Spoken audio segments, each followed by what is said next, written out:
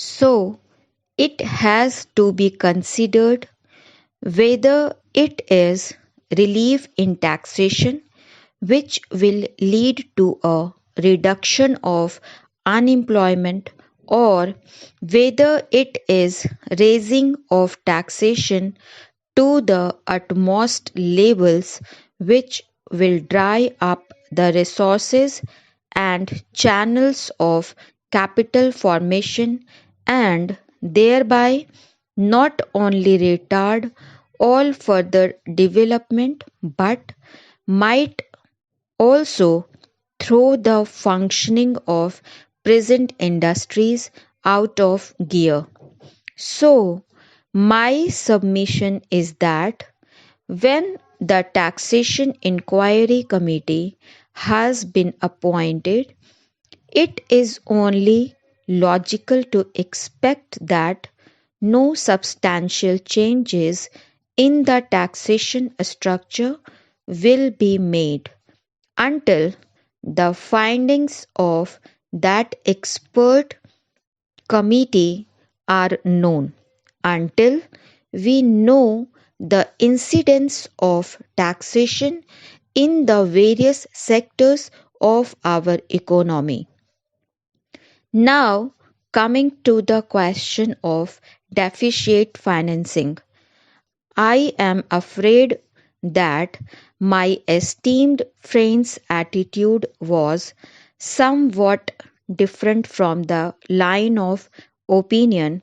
in the business and industrial community.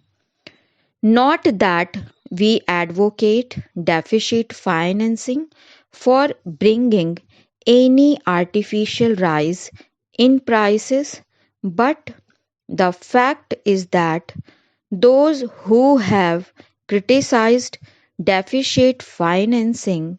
have not suggested any other alternative or made any other constructive suggestion which will bring about necessary development plans. After all, the fact has got to be faced that whatever program we have set out in the national plan should go on unimpeded by any financial considerations. An assurance has been given by the finance minister that so far as financial resources are concerned, he will ensure that the 5-year plan will not in any way be retarded. In this connection, I can only say that deficit financing is one thing so far as the revenue budget is concerned, so far as normal expenses and expenditure are concerned. Certainly, nobody would advocate deficit financing, which might be very undesirable. But when it is a question of doing something abnormal, of investing something in productive channels, then certainly some risk has got to be taken, and I think the finance minister has been fully cautious in taking whatever measures he has so far.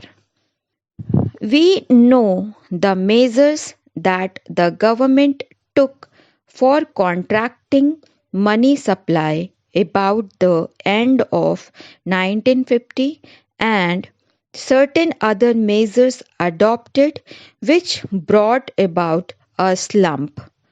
Also, from time to time, the finance minister did not hesitate to mop up the surplus, which, as the records would show, has been about rupees 300 crores